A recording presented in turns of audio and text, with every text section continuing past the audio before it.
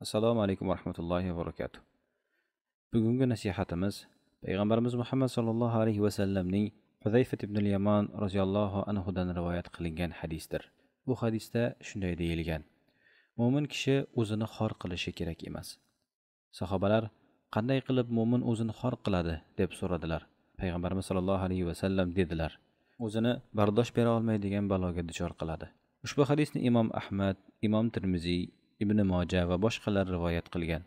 Termiziy uni hasan deb baholagan. Ayrim olimlar uni zaif hadis deb hisoblagan bo'lsalar ham, uning ma'nosi to'g'ri va ishonchli hisoblanadi. Mo'min o'zini xor qilishi kerak emas degan jumlaning ma'nosi nima? Sahobalar: "Ey Allohning rasuli, qanday qilib mo'min o'zini xor qiladi?" deb so'raganlarida, payg'ambarimiz Muhammad sallallohu alayhi va sallam shunday javob berdilar: "O'zini bardosh bera olmaydigan baloga duchor qiladi." Ushbu hadisdagi eng katta hikmatlardan biri shuki, musulmon kishi dono bo'lishi, o'zini xor qiladigan va zaiflashtiradigan omillardan saqlanishi kerak. O'zini ojiz holga tushirib qo'yadigan balolardan yiroq bo'lishi lozim. Misol uchun, kishi o'ziga balo tilamasligi kerak. Chunki o'ziga balo tilash bu o'zini xor qilish vositalaridan biridir.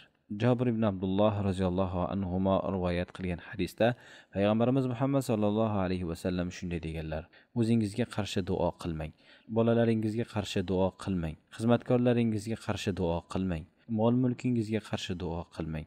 Shunday bir vaqt kelib qoladiki, agar siz duo qilsangiz, Allohning marhamati bilan u qabul bo'lib ketishi mumkin." Shuning uchun hech bir musulmon o'ziga, farzandlariga, xizmatkorlariga yoki mol-mulkiga qarshi duoibat qilmasligi kerak. Chunki ba'zan Allohning duo qabul bo'ladigan vaqtlari bo'ladi. Agar inson yomon narsa so'rasa va u qabul bo'lsa, o'ziga zarar yetkazgan bo'ladi. Mo'minni xor qilishga olib boradigan boshqa omillar: gunohlarga jur'at qilish. Gunohlar insonni xor qiladi va Allohning g'azabiga sabab bo'ladi. Havoi nafsi va shahvatiga ergashish. Bu ham insonni pastga tushiradi. Payg'ambarimizning sunnatlariga qarshi bo'lish. Rasululloh sollallohu alayhi vasallam dedilar: "Kim menga xilof qilsa, unga xorlik va pastkashlik yuklanadi." Imom Ahmad rivoyati. Boshqa sabablardan ba'zilari: inson o'ziga haddan tashqari ko'p yuk yuklashi, ya'ni o'zining imkoniyatidan ortiq narsalarni talab qilishi.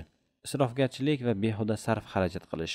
Masalan, oddiy kunlik ovqatlanishdan tortib, Ramazon bayramlari yoki nikoh marosimlarida haddan tashqari sarf qilish, qarzga botish. Ba'zan kishi boshqalarga taqlid qilib, o'zining imkoniyatlaridan tashqari narsalarni sotib oladi, qarzga kiradi va yillar davomida o'zini xor qiladi. Rasululloh sollallohu alayhi vasallamning hayotlarida hech qanday ortiqcha isrof bo'lmagan. Dunyoviy narsalarda o'zidan yuqoridagilarga qarash ham insonni xor qiladi. Payg'ambarimiz sollallohu alayhi vasallam bizga dunyoda o'zingizdan pastdagilarga qarang, shunda Allohning sizga bergan ne'matlarini qadrlaysiz deb nasihat qilganlar. Yaxshilikka chaqirish va yomonlikdan qaytarishning ahamiyati.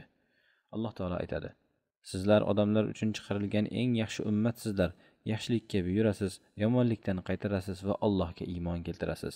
Oli Imron surasi 110-oyat. Rasululloh sollallohu alayhi vasallam aytganlar: "Kimki bir yomonlikni ko'rsa, uni qo'li bilan to'g'rilasin. Agar bunga kuchi yetmasa, tili bilan gapirsin.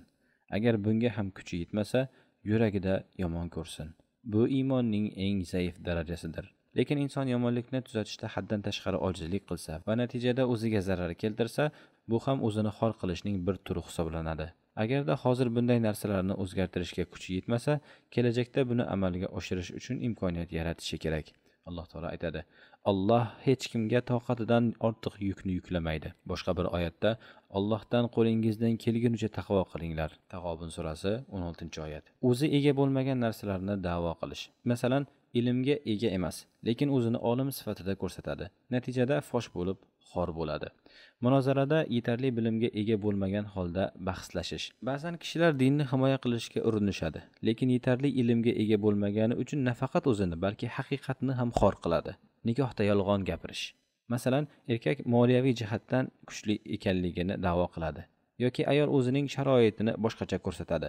Keyinchalik bu narsa ochilib qoladi va ular butun hayotlari davomida xor bo'lib yashashadi. Shuningdek, inson dunyoviy maqsadlariga erishish uchun o'zini pastga urmasligi kerak. Masalan, lavozim yoki mol dunyo orttirish uchun o'zining qadr-qiymatini yo'qotib, kimlargadir bosh egish ham insonni xor qiladi. Rasululloh sollallohu alayhi vasallam bizga shunday nasihat berdilar: "Mo'min kishi o'zini xor qilishi kerak emas." Sahobalar so'radilar: "Qanday qilib mo'min o'zini xor qiladi?" Payg'ambarimiz sollallohu alayhi vasallam javob berdilar: "Bardosh bera olmaydigan baloga duchor bo'lish orqali." alloh taolodan bizni izzatli qilishini va barcha musulmonlarni aziz qilishini so'rab qolamiz. Assalomu alaykum va rahmatullohi va barakatuh.